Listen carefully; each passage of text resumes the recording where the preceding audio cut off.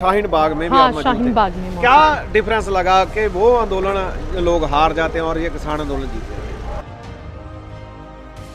और यदि ये आंदोलन खत्म हो गया तो बीजेपी के उल्टा आप चुनाव प्रचार करेंगे? मुझे लगता है मोदी जी ने कानों कान किसी को खबर भी नहीं होने दी। नहीं, किसी को नहीं, अनएक्सपेक्टेड, पता ही नहीं था। सुबह में जब बहुत सरप्राइजिंग था जब कॉल आ रहा था। जिस तरह कानून पार्लियामेंट में आया था उसी तरह पार्लियामेंट का एक स्पेशल सेशन बुलाया जाए और इस तीनों काले कानून को जैसे आया था वैसे ही वापस ले लिया जाए, क्योंकि एक साल होने पर भी था और कुछ एक्सपेक्टेशन, कुछ उम्मीद नहीं दिख रही थी कि सरकार इस पर वापस भी लेने वाली है। अभी ये नहीं समझ में आ रहा था कि हमारा सफर और कितना लंबा होगा। एक साल में कोई हिंसा नहीं हुई है और जो थोड़ी बहुत खबर भी आई हो कि वो सरकार की साजिशें थी आंदोलन को बदनाम करने के लिए, कि जिसका एक माँ बच्चे को पैदा करती है, उसके बाद से बहुत मुश्किल से बहुत रातें जागकर पालती है, पोसती है, खिलाती है, पिलाती है, मेरा बेटा बड़ा हो। और वो बेटा बड़ा होकर जब माँ बाप की सेवा करने का समय आया तो ऐसे जहर खा के मर गया। ऐसे बहुत सारे हमारे भाई हैं जो आंदोलन में शहादत दिए। ਸਤਿ ਸ਼੍ਰੀ ਅਕਾਲ ਦੋਸਤੋ, ਮੈਂ ਗੁਰਪ੍ਰੀਤ ਕੋਟਲੀ ਤੇ ਇਸ ਵਕਤ ਮੌਜੂਦ ਹਾਂ ਸਿੰਘੂ ਬਾਰਡਰ ਤੇ। ਕਿਸਾਨ ਮੋਰਚਾ ਜਿਹੜਾ ਜਿੱਤ ਵੱਲ ਵਧ ਰਿਹਾ ਤੇ ਉਹਦੇ ਵਿੱਚ ਜਿਹੜਾ ਹੈਗਾ ਹਰ ਇੱਕ ਕਮਿਊਨਿਟੀ ਨੇ ਜਿਹੜਾ ਬੜਾ ਆਪਣਾ ਯੋਗਦਾਨ ਦਿੱਤਾ। ਮੇਰੇ ਨਾਲ ਇਸ ਵਕਤ ਜਿਹੜਾ ਹੈਗਾ ਜੇਵਾ ਖਾਨ ਨੇ, ਜਿਹੜੇ ਕਿ ਮੁਸਲਿਮ ਕਮਿਊਨਿਟੀ ਨੂੰ ਬਿਲੋਂਗ ਕਰਦੇ। ਲਗਾਤਾਰ ਉਹਨੇ ਦਿੱਲੀ ਦੇ ਬਾਰਡਰਾਂ ਤੋਂ ਲੈ ਕੇ ਪੰਜਾਬ, ਖਾਸ ਕਰਕੇ ਫਿਰੋਜ਼ਪੁਰ ਵੀ ਜਿਹੜੇ ਉਹ ਲਗਾਤਾਰ ਜਾਂਦੇ ਰਹੇ ਆ। ਜੇਵਾ ਖਾਨ जी, किस तरह का ਜਿਹੜਾ ਸਫ਼ਰ ਰਿਹਾ ਇੱਕ ਸਾਲ ਦਾ? एक साल का सफ़र तो बहुत संघर्षपूर्ण रहा, बहुत ज़्यादा उतार चढ़ाव सभी के लिए, सिर्फ मेरे लिए नहीं, पूरा जो भी आंदोलन से जुड़े हुए हैं, जो भी आंदोलन को सपोर्ट कर रहे हैं, आंदोलन में आ रहे हैं, जा रहे हैं, सभी का जो ये एक साल रहा बहुत संघर्षपूर्ण रहा और जीवन भर याद रहेगा। बहुत सारी अच्छी बातें भी हुई और बहुत सारी सुख और दुख का मिला जुला ये संगम रहा ये एक साल।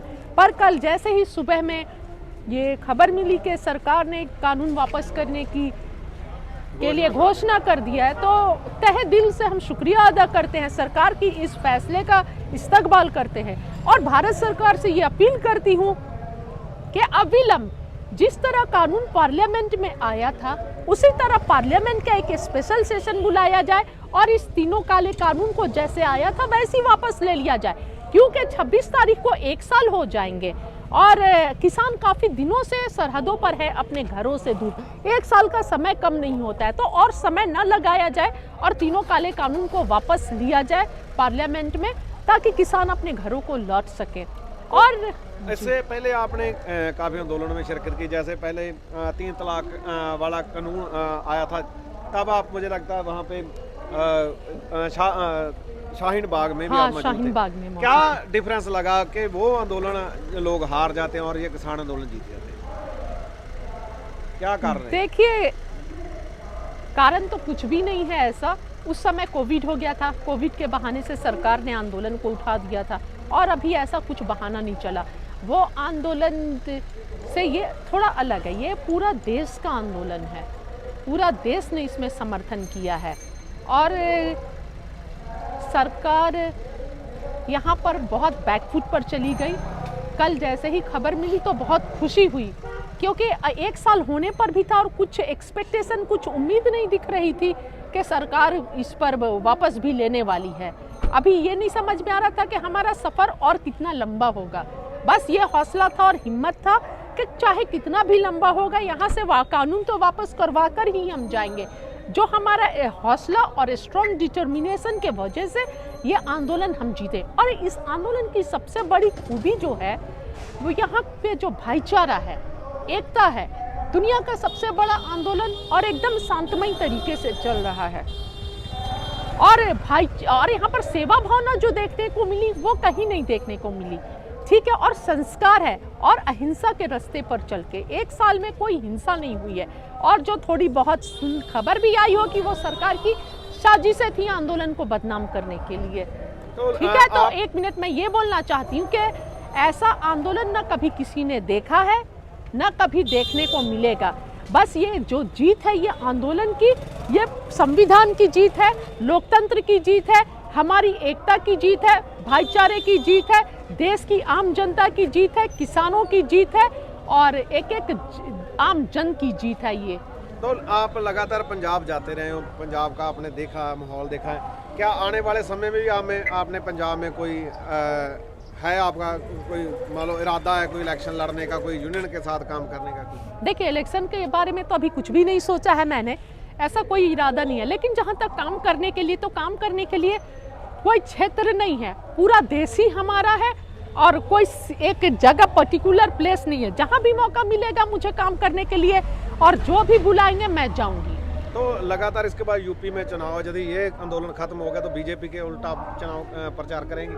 ये तो अभी पहले कानून को वापस होने दीजिए, किसानों को घर जाने दीजिए, लौटने दीजिए, उसके बाद से सोचेंगे कि आगे क्या किया जाएगा। तो आप झारखंड से बिलोंग कर रहे हैं, झारखंड में कोई आंदोलन चल रहा है, कोई है आपका जो संगठन वगैरह शुरू करने का कोई इरादा है वहाँ पे? देखिए, झारखंड में बहुत सारे संगठन हैं जो चल रहे हैं और कल सभी ने खुशी भी मनाया है तीनों काले कानून को वापस होने में। और हर जगह है, पूरे देश में ही है, ये सिर्फ एक और दो जगह का तो आंदोलन है नहीं, पूरे देश का आंदोलन है और पूरे देश में हर्ष और उल्लास है और हर जगह कहीं ना कहीं कोई कहीं मजबूत या कहीं कमजोर चल रहा है आंदोलन। बीजेपी के सरकार के साथ ने जब ये आंदोलन वापस लिया, कहीं मोदी जी के साथ कोई निराशा है अभी या खत्म है? देखिए, सबसे पहले तो अफसोस ये है कि इन 1 सालों में हमारे 800 के करीब किसान शहीद हो गए। उनको सच्ची श्रद्धांजलि तभी मिलेगी जब ये कानून वापस हो जाए और किसान अपने घरों को लौट जाए। इसमें सबसे बड़ा योगदान जो है उन शहीदों का है, उन शहीदों के परिवार का है। उसके बाद से महिलाएं, बच्चे और सारे किसान संगठन का है, किसान लीडरशिप का है और देश की जनता का है। तो लास्ट में क्या देखा आपने, क्योंकि लगातार घूमते रहते हो, पूरे आंदोलन में 1 साल हो गया, तो सबसे दुख वाला दिन और सबसे खुशी वाला दिन कौन सा है? सबसे दुख वाला दिन जिस दिन मैं यहाँ पर लंगर में पीछे सेवा कर रही थी और पता चला कि एक भाई, बहुत ज़्यादा उम्र नहीं थी, उसने जहर खा लिया मंच के सामने। वो दिन बहुत ख़राब था, बहुत दुख हुआ था। यहाँ से गाड़ी से, एम्बुलेंस से एकदम लेते हुए पता चला क्यों तो तीनों काला कानून वापस हो जाए, तो इसलिए उसने जहर खा लिया। वो उस दिन मैं बहुत फ्रस्ट्रेट थी, डिप्रेशन में थी, बहुत आत्मा रो रही थी कि जिसका एक माँ बच्चे को पैदा करती है, उसके बाद से बहुत मुश्किल से, बहुत रातें जागकर पालती है, पोसती है, खिलाती है, पिलाती है, मेरा बेटा बड़ा हो। और वो बेटा बड़ा होकर जब माँ बाप की सेवा करने का समय आया तो ऐसे जहर खा के मर गया। ऐसे बहुत सारे हमारे भाई हैं जो आंदोलन में शहादत दिए हैं।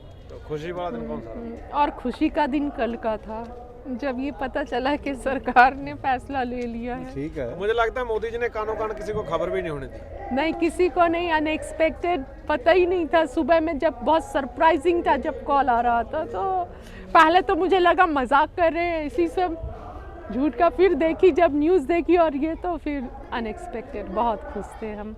सभी को मुबारकबाद, देश को, किसानों को, महिलाओं को, बच्चों को। इस आंदोलन में महिलाओं का बहुत बड़ा योगदान रहा है, माताओं का बहुत बड़ा योगदान रहा है, भाइयों का रहा है और सभी का रहा है। तो कोई भी आंदोलन जो है ये सिखाती है कि अहिंसा और एकता सबसे बड़ी शक्ति है। इस शक्ति के आगे अच्छे अच्छे झुक जाते हैं। तो ये आंदोलन में अहिंसा भी था और एकता भी थी और उसी के बल पर आज इस आंदोलन को हमने जीता है।